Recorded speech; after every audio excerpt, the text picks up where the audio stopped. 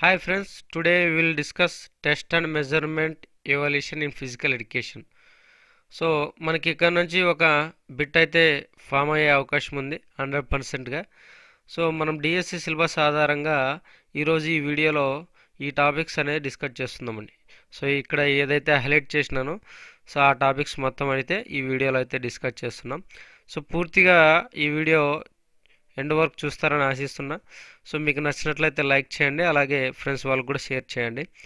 So ఇక్కడ చూడండి, పరీక్ష, కొలతలు మరియు మూల్యాంకనం గురించి అయితే డెఫినేషన్లు తెలుసుకుందాం.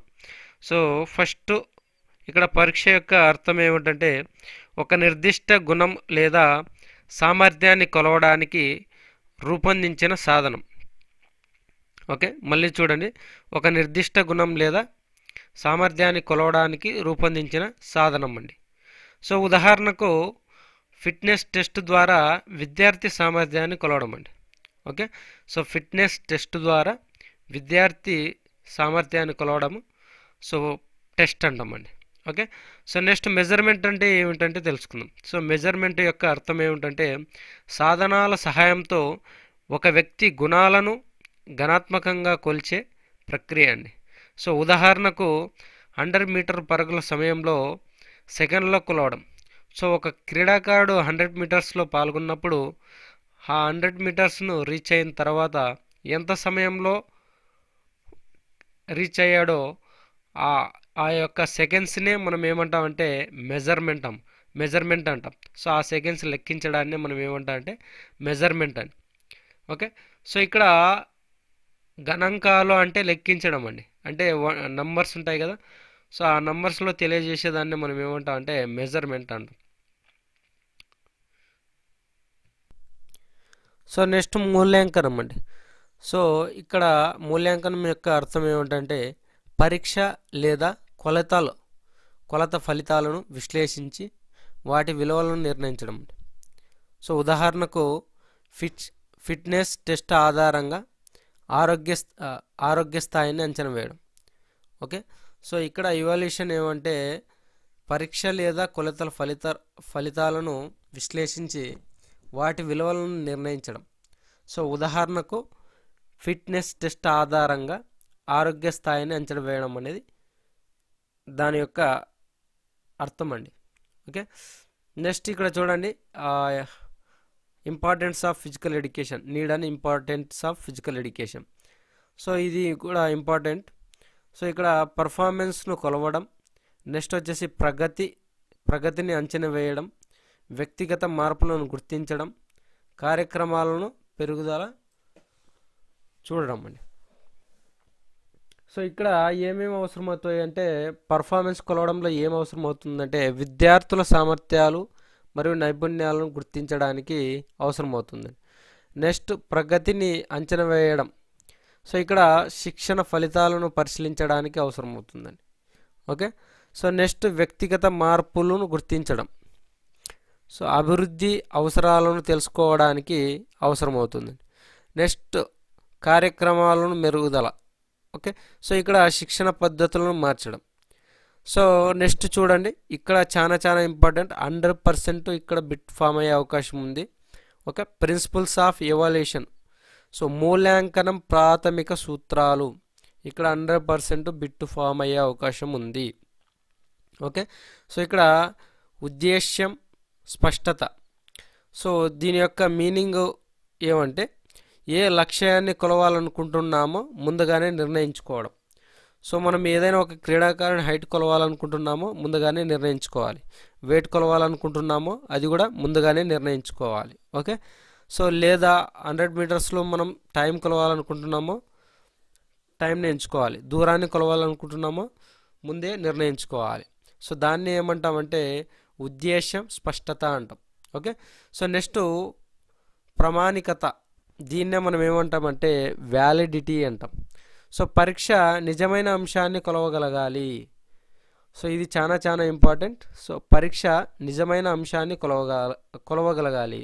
ఉదాహరణకు మనం ఏం చెప్పినామంటే ఇంతకుముందు క్రీడాకారు యొక్క హైట్ కొలవాలని మనము అనుకున్నాం ముందుగానే. సో ఆ క్రీడాకారు యొక్క హైట్ మాత్రమే మనం కొలవాలి, దాన్ని ఏమంటామంటే వ్యాలిడిటీ అంటాం.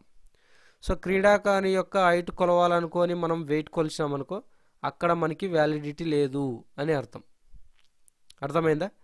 సో జాగ్రత్తగా వినండి. సో ఫస్ట్ మనం ఏమనుకున్నాం, ఉద్దేశ్యం అనుకున్నాం. ఉద్దేశం స్పష్టతలో ఏమనుకున్నాం, ఏ లక్ష్యాన్ని కొలవాలనుకుంటున్నామో ముందే నిర్ణయించుకోవాలి. ఒక క్రీడాకారుడి యొక్క మనము హైట్ కొలవాలనుకున్నాం. ఓకే, సో దాన్ని ఏమంటామంటే ఉద్దేశ స్పష్టత అంటాం. ఓకే, సో ఇక్కడ వ్యాలిడిటీ అన్నాం. సో వ్యాలిడిటీ ఆ క్రీడాకారి యొక్క హైట్ కొలవాలి అని అనుకున్నాం కదా, సో ఆ హైట్ మాత్రమే కొలవాలి. దాన్ని ఏమంటామంటే వ్యాలిడిటీ అంటాం. సో అక్కడ హైట్ బదులుగా మనం వెయిట్ కొలిచినామనుకో అక్కడ వ్యాలిడిటీ లేదు అని అర్థం. ఓకే, సో నెక్స్ట్ వచ్చేసి రిలయబిలిటీ అండి.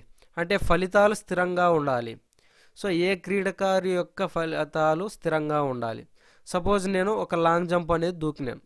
ఓకే, సో మీరే ఒక లాంగ్ జంప్ అనేది 7 మీటర్స్ దూకినారు. ఓకే, ఎన్నిసార్లు కొలిచినా కూడా అక్కడ మనకి ఫలితాలు అనేది 7 మీటర్సే రావాలి. ఓకే, సో ఇద్దరు కోచ్లు ఉంటారు. సపోజ్ ఒక కోచ్ కొలిచినాడు, ఒక కోచ్ అనేది మెజర్మెంట్ చేసినారు. మీరు లాంగ్ జంప్ దూకిన పిట్టులో అనేది మెజర్మెంట్ చేసినాడు, అక్కడ 7 మీటర్స్ వచ్చింది ఇద్దరికి. సో అక్కడ మనం ఏమంటామంటే రిలయబిలిటీ అంటాం.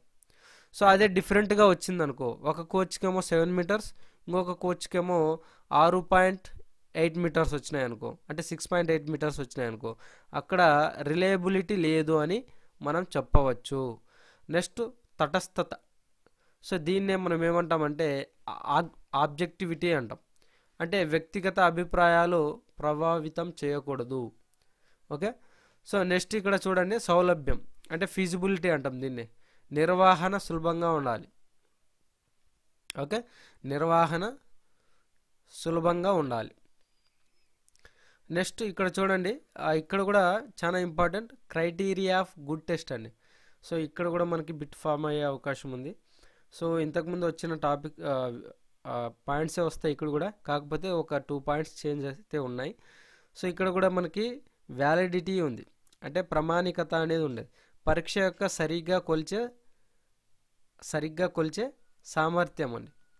ఓకే, దీన్ని ఇంతకుముందు ఏం మాట్లాడుకున్నాం మనం, క్రీడాకారి యొక్క హైట్ కొలవాలనుకున్నాం అనుకో, సో ఆ హైట్ మాత్రమే కొలవాలి. దాన్నే మనం ఏమంటాము వ్యాలిడిటీ అంటాం.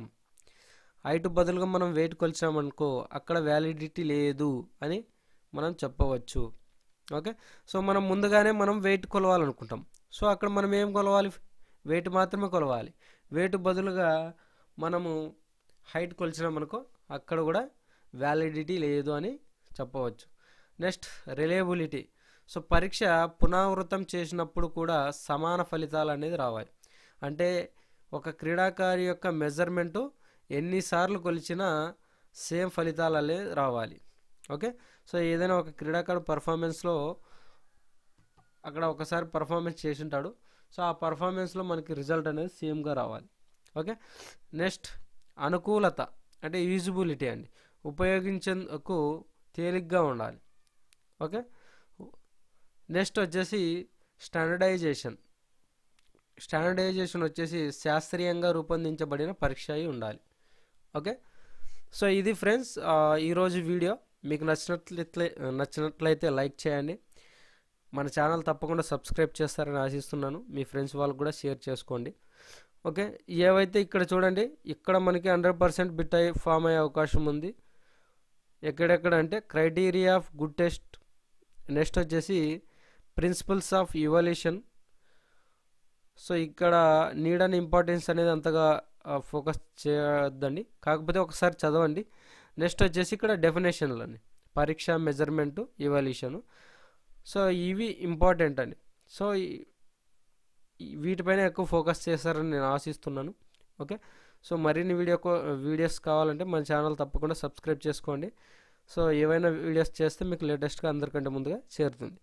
Okay friends, thanks for LADS.